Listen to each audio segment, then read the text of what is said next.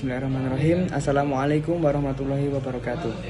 Perkenalkan, nama saya Muhammad Noval Abdul Manaf dari kelas PMIA dengan NIM 2510200335. Saya akan menjelaskan hadis yang berjudul dengan niat, yang saya ambil dari kitab Sahih Bukhari yang berbunyi innamal a'malu binniyat ila akhirih.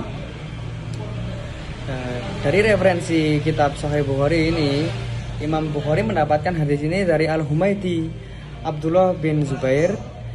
Al-Humaydi Abdullah bin Zubair berkata, Sufyan memberikan hadis ini kepadaku. Kemudian Sufyan berkata, Yahya bin Sa'id Al-Ansori memberikan hadis kepadaku, dan ia berkata, Muhammad bin Ibrahim At-Taimi, dan Muhammad bin Ibrahim At-Taimi berkata bahwa Alqamah bin Waqqas Al-Lais berkata, saya mendengarkan Umar bin Khattab khutbah di atas mimbar dengan kutipan yang ia dengar dari Nabi dengan mengatakan, sami'tu Rasulullah sallallahu alaihi wasallam yaqulu. Perlu kita ketahui dahulu, lafaz sami'tu di sini itu adalah lafaz tertinggi dalam periwayatan hadis, karena sami itu artinya mendengarkan, dan Umar bin Khattab mengatakan bahwa sami itu Rasulullah Shallallahu Alaihi Wasallam, artinya Umar bin Khattab itu mendengarkan langsung dari Kanjeng Nabi Muhammad Shallallahu Alaihi Wasallam. Dalam periwayatan sanad Sahih Bukhari ini itu menggunakan metode tertinggi, yaitu as-sima, yang artinya mendengarkan.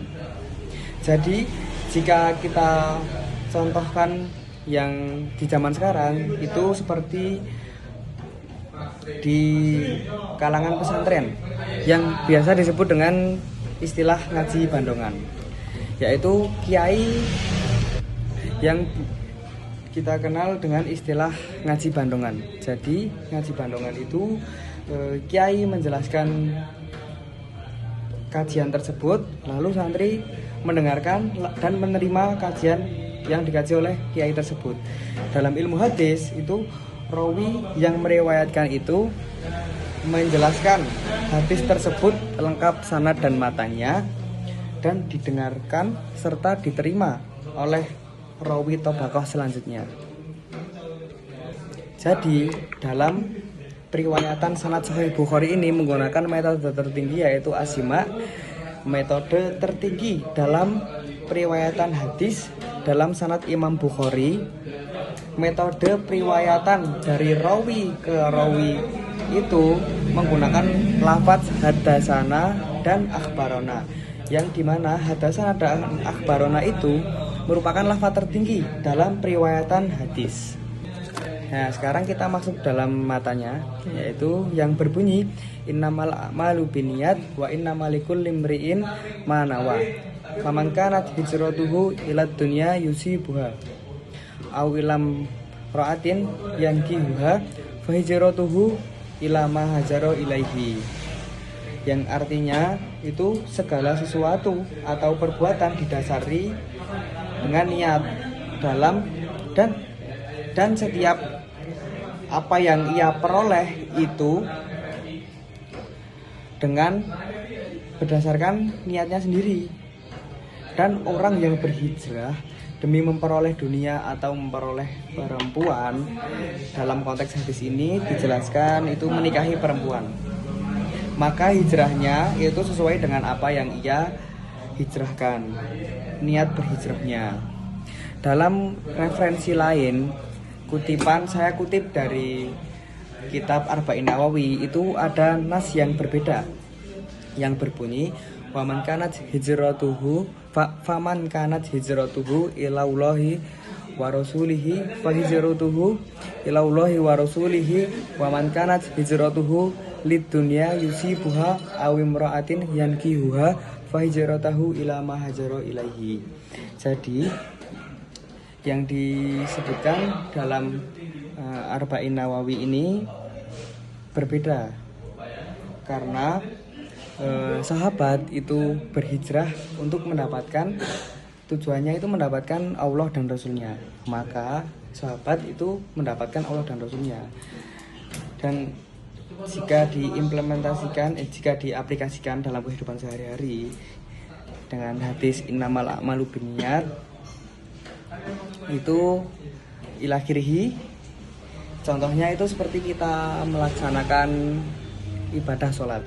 Jadi kita melakukan ibadah sholat itu kita memang benar kita lillahi ta'ala, kita sholat karena Allah, atau kita hanya ingin mendapatkan surganya, kita ingin terhindar dari siksa neraka, atau hanya ingin menggugurkan kewajiban saja. Nah, itu tergantung dari niat kita sendiri. Jadi dalam cuplikan kisah Robiah, Sayyidatuna Robiah al-Adawiyah, itu Robiah al-Adawiyah itu prihatin karena dengan niat ini itu banyak yang salah menanggapi, salah paham, karena suatu ketika itu Robiah al-Adawiyah itu berkata, apakah aku harus memadamkan api neraka dan mencabut nikmat dari surga atas izin Allah agar orang-orang itu mantep marang Gusti Allah, tidak mengharapkan suatu apapun.